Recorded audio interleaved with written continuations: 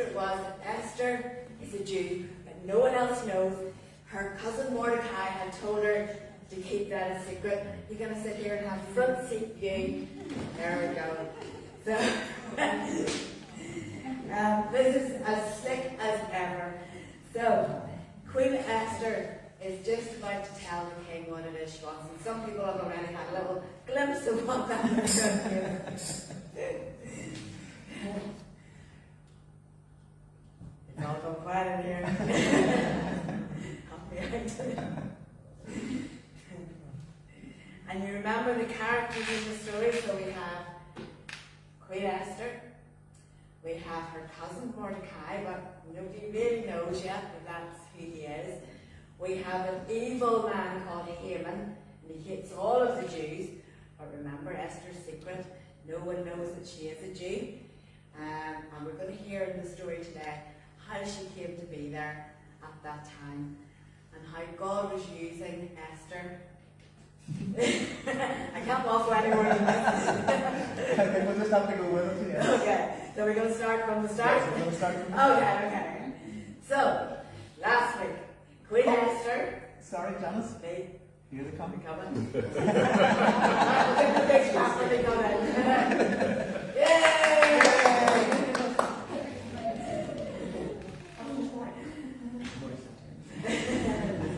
Okay, so anyway, Queen Esther is just about to tell the king what it is that she really wants. He knows that she wants to ask him for something really special, but he doesn't know what it is yet. So the Queen Esther invites the king and Haman, you have to use your imagination for Haman, to come for a banquet, a special feast with Esther. And after dinner, Esther, tell me what it is now, will you tell me, please? And you don't get anything up to half like you just tell me. please, if you really love me, if you really will do anything for me, spare my life, save my people. I don't understand.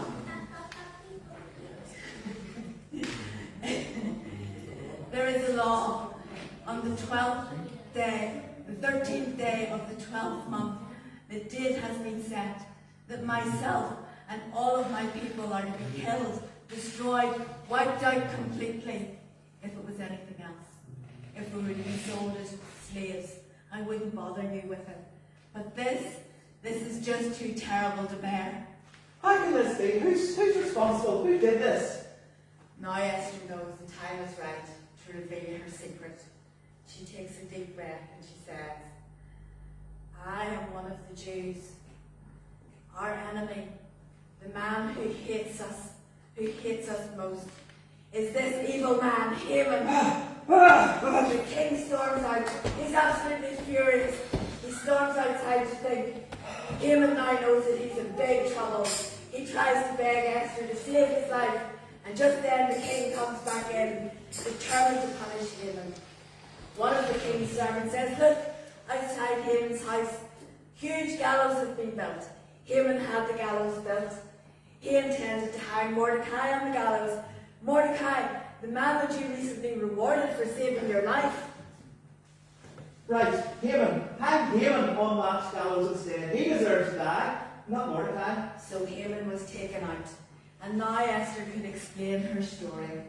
She said, Mordecai is my cousin. In fact, he's more than that.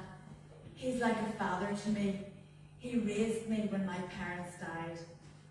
He looked after me, and we are Jews. Our people were brought to this country many years ago as captives and slaves.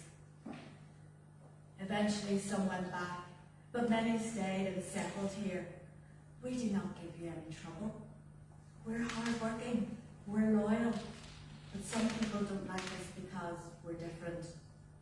We're different because we follow our God. We worship God. We love God, and even though we're in this strange country, we continue to follow our God. And so when Mordecai wouldn't bow down to Haman, it was because it would dishonour our God.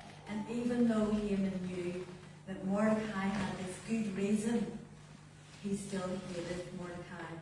Every day he hated him more. He grew to hate the Jews, and his hatred for the Jews grew and grew until one day He came to you and told you that all of the Jews are troublemakers and they deserve to die. And so this law was made that on the 13th day of the 12th month, all of the Jews, of whom I am one, were going to die. Well, Esther, now Haman has been put to death. I'm going to give you all his riches, all his land, his houses, his servants, everything he owns. I'm giving it to you, Esther. Then I appoint Mordecai in charge of all of Haman's estates. Well, I also promote Mordecai to be my second in command. Now, Esther, Haman has been put to death. What else can I do for you?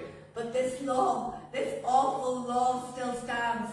Everyone knows the law cannot be changed. My people are doomed to die. Right, okay. Now I, King Xerxes, give my authority to you and to Mordecai to make a new law to do whatever needs to be done to save your people. And so, Esther and Mordecai set about making a new law. They wrote out copies of the law and had it sent round to all of the nation, to every town, every city, where everyone could read the law. Everyone knew what it was, not just the Jews.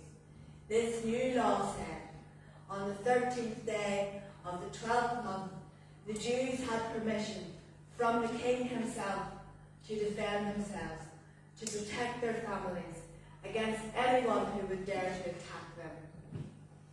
There was much celebration. The Jews were now happy. They had something to celebrate.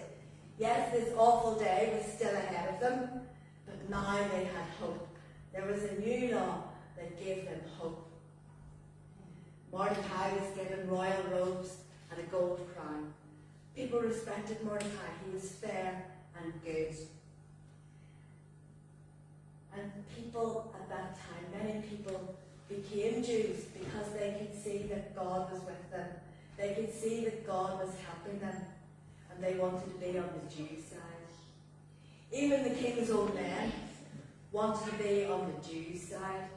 They could see that their queen was a Jew. Now the second in command of the country was a Jew. They no longer wanted to fight against the Jews. In fact, they wanted to help them. And so when that day came, the 13th day of the 12th month, the Jews were strong. Some people did try to attack them, but they were easily defeated. And so the Jewish nation was saved. Everyone liked Mordecai. He was fair. He worked for peace. And one of the first things that he did was he made it a law that every year at that time they would celebrate. It would be a holiday, a time to celebrate, have feasts, give presents to one another, to remember the time when for the Jews their sorrow was turned to joy. So that's the story of Esther. But it's also a story about the Jews. Esther was in the right place at the right time to speak up for her people. And that was because God had put her in that place. But she needed to use her faith to trust God even when everything seemed so bad. So you think Esther needed to protect her people?